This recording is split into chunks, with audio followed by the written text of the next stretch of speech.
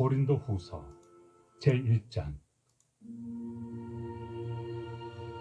하나님의 뜻으로 말미암아 그리스도 예수의 사도된 바울과 형제 디모데는 고린도에 있는 하나님의 교회와 또 온 아가야에 있는 모든 성도에게 하나님 우리 아버지와 주 예수 그리스도로부터 은혜와 평강이 있기를 원하노라. 찬송하리로다.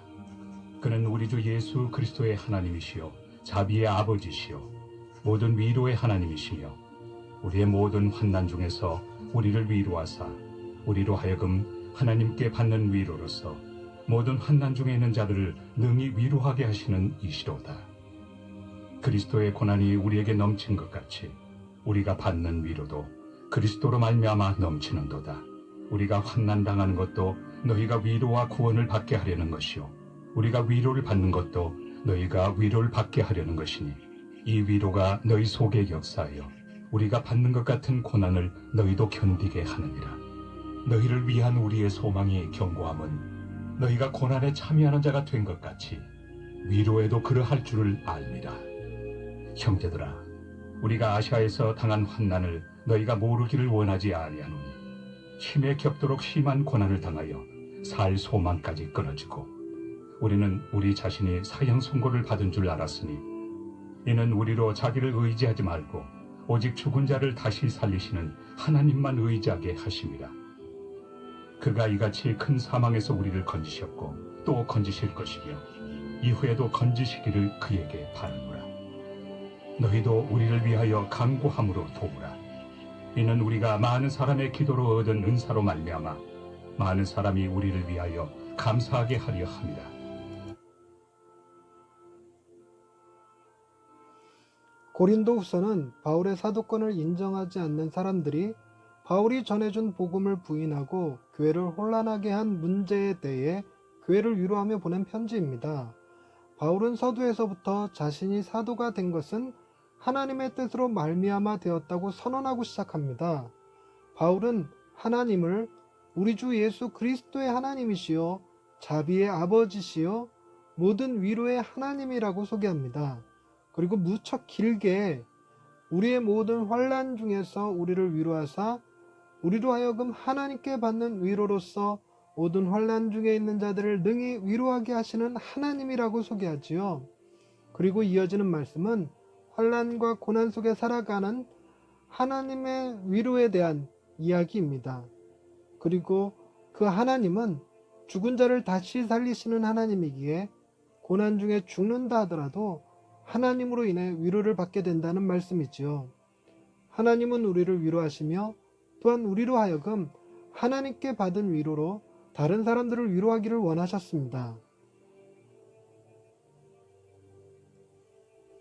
과학이 발전함에 따라 세상은 눈에 보이는 것만을 인정하려는 경향이 생겼습니다. 이로 인해 하나님을 부인하는 사람들이 넘쳐나게 되었지요. 세상 사람들은 큰 어려움과 위기를 만나게 되면 보이지 않는 하나님을 더욱 부정하며 원망합니다. 그들은 부당해 보이는 고난을 당하는 이들을 보며 하나님의 공의가 없다고 하거나 하나님은 사랑이 풍성할지는 몰라도 능력은 없는 것 아니냐는 비난을 하기도 합니다. 어쩌면 이것은 우리가 하나님께 받은 위로로 세상을 위로하지 못하고 스스로 의로운 척하며 너무나 쉽게 세상을 정죄하면서 살았기 때문일 수도 있습니다. 하나님의 아들이셨던 예수님은 이 땅에 오셨을 때부터 주님을 인정하지 않는 이들로부터 언제나 죽음의 위협을 받으셨습니다. 주님은 헤롯이 죽이려 해서 애굽으로 피난 가셔야 했고 세례를 받으시고 하늘로부터 이는 내 사랑하는 아들이라는 확인을 받으시자마자 광야에 나가 마귀에게 시험 받으셔야 했지요. 당시의 종교 지도자들은 예수님을 하나님의 아들로 인정하지 않았습니다. 그가 병든 자를 고치시고 죽은 자를 살리실 때마다 어떻게 해서든지 죽이려고만 했습니다. 결국에는 하나님께 저주받은 자에 불과하다는 의미로 나무에 매달아 죽여버리고 맙니다.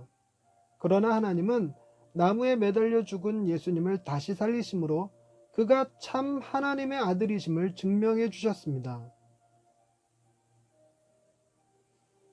예수님은 천군 천사를 호령하실 수 있는 분이셨지만 당신이 하나님의 아들이심을 증명하기 위해 능력을 사용하지 않으셨습니다.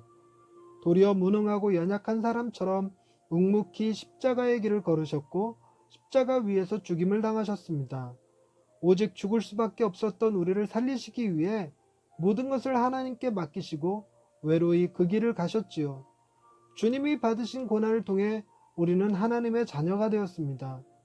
하나님은 죽은 자 가운데서 예수를 다시 살리심으로 인해 우리도 고난 가운데 죽는다 하더라도 다시 살리실 것을 믿으며 견딜 수 있게 해주셨습니다. 이제는 우리도 고난받는 자들과 함께 울어줄 수 있으며 아무런 소망도 기대할 수 없는 이들에게 죽은 자를 다시 살리시는 하나님을 전하며 위로할 수 있게 되었습니다. 하나님은 오늘도 우리를 위로하시고 또한 우리를 통해 세상을 위로하고 계십니다. 할렐루야.